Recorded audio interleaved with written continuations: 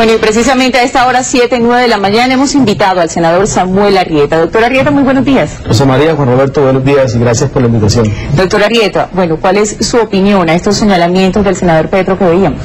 Ayer en la comisión lo dije en el debate de la reforma, en primer lugar, los senadores individualmente no integramos las listas. Este mecanismo de integración de listas se lo inventó el acto legislativo 01 del 2003. Si el señor Rito Alejo del Río, que estuvo en la lista, es responsable, hay que buscar que la condena sea ejemplarizante. Yo soy el primero, incluso cuando estuve en la universidad pública, en denunciar los atropellos del señor Rito Alejo y de otros militares en masacres y en situaciones en contravía de la población colombiana. Pero nosotros no somos los responsables de cómo se integraron la lista, fue el mecanismo que el Congreso estableció. En segundo lugar, los partidos políticos no delinquen. El senador Petro ha entrado en una situación ya de desespero. Ya ayer le decía que había desayunado con caldo de alacrán y que él no pedía la silla vacía para los partidos políticos, sino la silla eléctrica. Esta reforma en buena hora se hundió. Fue hecha al amaño de la pérfida visión de arrinconar al gobierno, de liquidar al Congreso. Fue hecha con mezquindad. Por eso, públicamente, desde hace 6 meses, me opuse a la reforma con argumentos contundentes de inconveniencia y de irse distorsionando hacia una razón que pervirtió la manera como el gobierno la presentó. Bueno, doctor Samuel, muchas gracias. El doctor Parmenio Cuellar, también otro de los invitados, y quien participó y estuvo viendo lo que pasó en las últimas horas en la Comisión Primera. ¿Por qué se hundió la reforma? En primer lugar, porque el gobierno, que fue el autor del proyecto, se corrió, se echó para atrás. Mire, si usted compara que el proyecto que se votó ayer, que fue el que aprobó la plenaria de la Cámara, con el que presentó el gobierno, porque fue iniciativa del gobierno, solamente cambia en un solo aspecto. El gobierno proponía la silla vacía a partir de la sentencia. El proyecto anticipó a la medida de aseguramiento, a la pérdida de la libertad, no es más.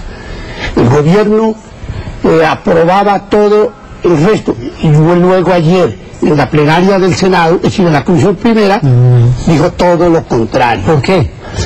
Porque el gobierno cree que pierde las mayorías para poder imponer su pretendida reforma constitucional que le permita establecer la reelección para el próximo periodo del presidente de la República. Sí, yo, perdón, Rosa María, antes de la pregunta que usted tenía, la sensación que le queda al país, doctor Samuel, es que el Congreso no se quiere reformar y que no quieren castigar hechos tan lamentables como el de la parapolítica.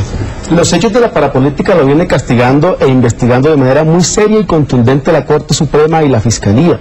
Si encuentran que estos ciudadanos elegidos tuvieron una relación en el año 2002 con los grupos al margen de la ley, la Corte está dando muestras de contundencia en sus sentencias. Aparte de esas sentencias, lo que se pretende con la silla vacía es declarar la eutanasia al Congreso, arrinconar al gobierno, y básicamente lo que vive allí la oposición y algunos senadores de la coalición es una rendija y una oportunidad real para arrinconar al Congreso, para liquidarlo y fundamentalmente para anarquizarlo. Yo creo que esta figura de la silla vacía no se discutió en los primeros 4 debates, se introdujo a última hora más como el producto de la calentura y la presión mediática que tuvieron algunos representantes a la Cámara. Doctor Arrieta, pero también nos preguntábamos, ¿qué garantiza que en el futuro se apruebe una reforma de verdad para depurar el Congreso?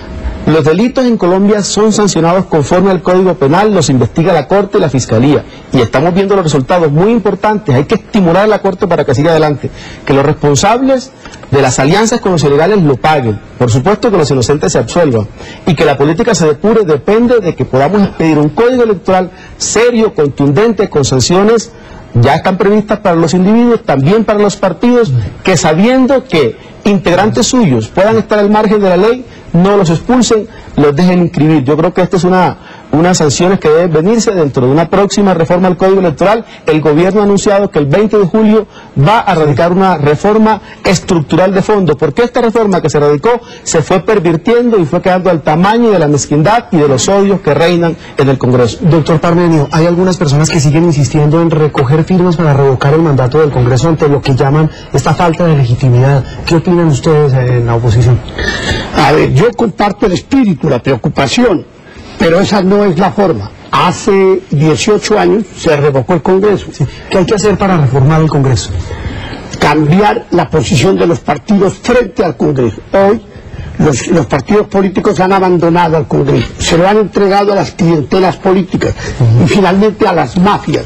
Y necesitamos ahora que los partidos recuperen su dignidad y coloquen en las listas a personas con ética, para que no diga después el senador, aquí que el colega nos venga a decir que él no sabía que estaba en medio de delincuentes en la lista que él hizo parte. Como tampoco sabía usted en su lista que el computador de Reyes contenía nombres importantes de su partido, por ejemplo.